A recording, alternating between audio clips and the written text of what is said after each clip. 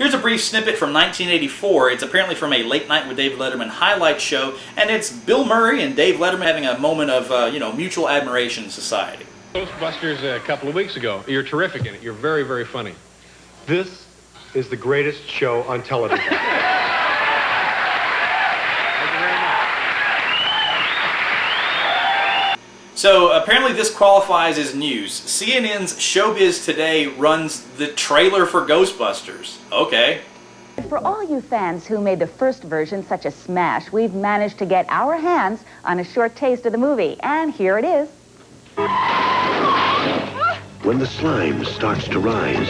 The Titanic just arrived. When ghosts start arriving by the boatload. We gotta find the guys. There's only one thing to do.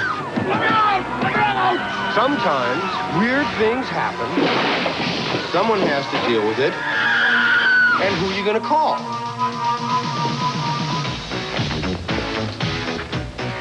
All right, suck in the guts, guys. We're the Ghostbusters.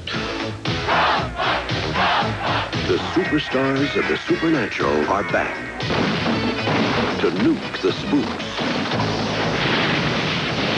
2 in the box. Ready to go. We be fast and be slow. Still to come on Showbiz. You're watching Jeopardy and the category is Cinematic Spectres, and you've got a tape in the VCR and you're a huge Ghostbusters fan. What would you do? 200. The director of this 1988 Christmas film said he wanted the wires that lifted Carol Kane to be visible. Elena. What is Scrooged? Yes? Cinematic Spectres for 400. Gina Davis and Alec Baldwin haunted their own house in this 1988 hit film.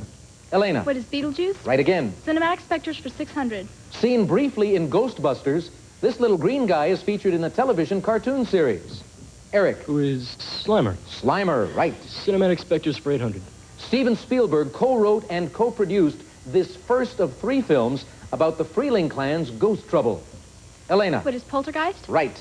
Cinematic Spectres for 1,000. Her list of roles includes a mermaid, a cave woman, and in 1988's High Spirits, a ghost. Eric. Who's Daryl Hannah. Right. Here's a quick soundbite from Chevy Chase, and it always makes me think of a particular photo from the book Making Ghostbusters by Don Shea. So I'm going to edit that photo into the middle of the interview. You're not really missing much. Here we go. I don't see much of them. I see Danny once in a while. He's working as much as he can. Billy, I saw recently. I was hanging out in the Ghostbusters set, hoping some of that would rub off on me. You know, $200 million right away, they'll all be millionaires again. I love this clip because Bill Murray reprises his Nick the Lounge Singer character from Saturday Night Live as he puts lyrics to the theme song from Entertainment Tonight when he and Aykroyd and several other people are interviewed by John Tesh. Bad news for ghosts and good news for moviegoers. The Ghostbusters are back at work and their spirits are with us for our Inside Story on Thursday, February 16th, 1989.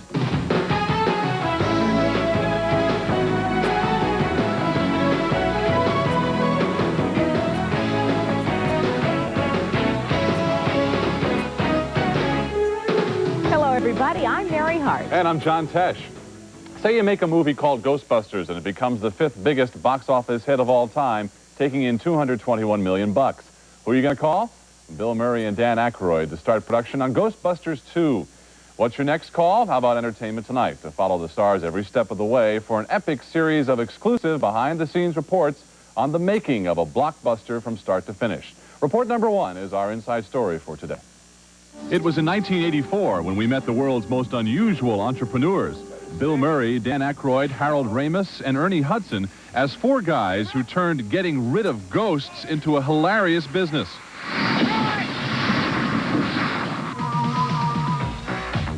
Trying to pin down what the long-awaited Ghostbusters sequel is about took some doing. At first, we got only hints. It's kind of like a Bowery Boys picture, you know? At its worst, it is the Bowery Boys. Well, when we have to do a scene where the 4 of us have to react, you know, it does look like, you know. And because some sets were still being built. We have the premise set. We have a great area to build on. Keep going. Hold the work. Keep going. Please. We hung in there even through Bill Murray's lounge act. Entertainment Tonight. Entertainment Tonight. Though you've had a very bad day, there's entertainment tonight.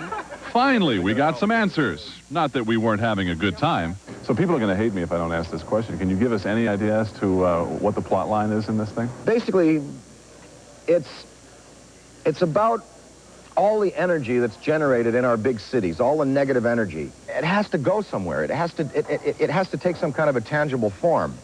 So we find out in the movie that, in fact, it has taken a tangible form. It has become basically a river of slime under the city. But before the Ghostbusters can go back into business, they have a little problem to work out. Unexpectedly, at the end of the first movie, instead of being heroes, it turns out that having destroyed a large apartment building in New York and almost destroyed the city, we got blamed for it. Director Ivan Reitman has thankfully rounded up all of the original cast, including Rick Moranis and Sigourney Weaver. Rumor has it, because no one will tell us, that you guys, you and Sigourney have, you get a little serious in this Ghostbusters 2, a little more serious than you were. Well, it's the European version, John. It's some of the rough stuff that they're not going to see here in the States that we're really going for. I mean, the last time I remember you with her, you had her like 4 feet up over the bed. Well, I can do that to girls. I can get them out of bed real fast. Who you gonna call? Although the critics will undoubtedly be lying in wait with inevitable comparisons to the first film, I'm really not worried because we have a quality movie here with a lot of laughs and a lot of slime in it.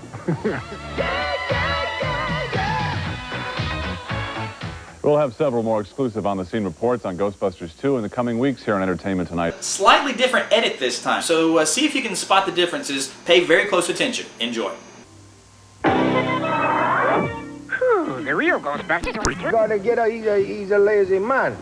We finally got around to some serious discussion about the plot, and the answers lead one to believe there will be plenty of negative spirits for the Ghostbusters to eliminate.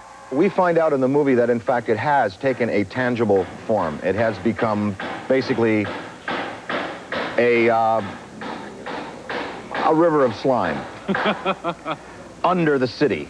Director Ivan Reitman has thankfully rounded up all the original cast, including Annie Potts, Rick Moranis, and Sigourney Weaver. Who you gonna call?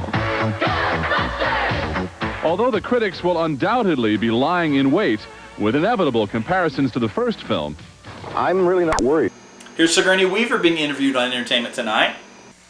Take me now, sub-creature. We never talk anymore. It was very clever. Adults and little tiny kids could appreciate it. I mean, the little tiny kids I know every line of Ghostbusters, and they have their proton packs. I mean, it's amazing to have little tiny 3- and 4-year-olds come up and ask you detailed questions about it. You know, how'd you float in the air, and how'd you do this, and how'd you do that? I mean, it is the biggest babysitter in America. Another attraction to Ghostbusters 2 is the Ghostbusters themselves. Bill Murray, Dan Aykroyd, Harold Ramis, and Ernie Hudson. They work so well together, they're so generous, and they are sort of like the Marx Brothers of our time. Hey, leading man, Dan Aykroyd. It is all the same group back again, and, you know, we did say, you know, we're older, we're fatter, are we better? We'll find out. Of course, since she last acted with this bunch, Sigourney's star has shot straight to the top, with this year's Best Actress nomination for Gorillas in the Mist and Best Supporting Actress nod for Working Girl.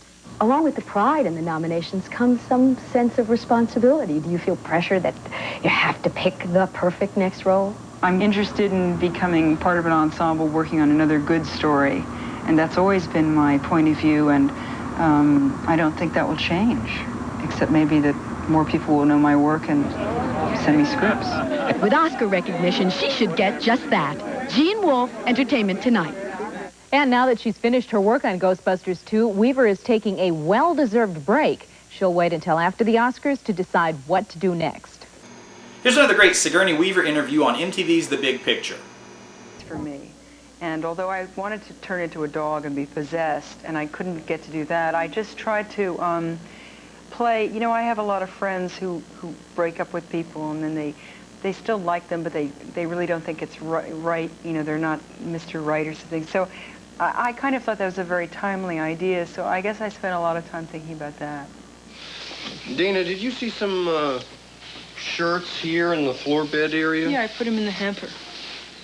I have a hamper? Yes, in the bathroom. Neat. Will you tell me next time you're going to do that, though, please? Well, I thought they were dirty. I have more than 2 grades of laundry, okay? There's not just clean and dirty. There are many subtle levels, okay? Hey, you hang this outside the window for 20 minutes, it's perfectly fine. Interesting role model for you, Oscar, huh?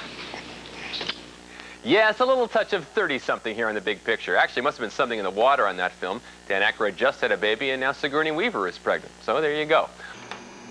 I don't know where this clip comes from. It's so brief, but it's a great soundbite by Annie Potts. This time I'm trying to get it on with the terror dog.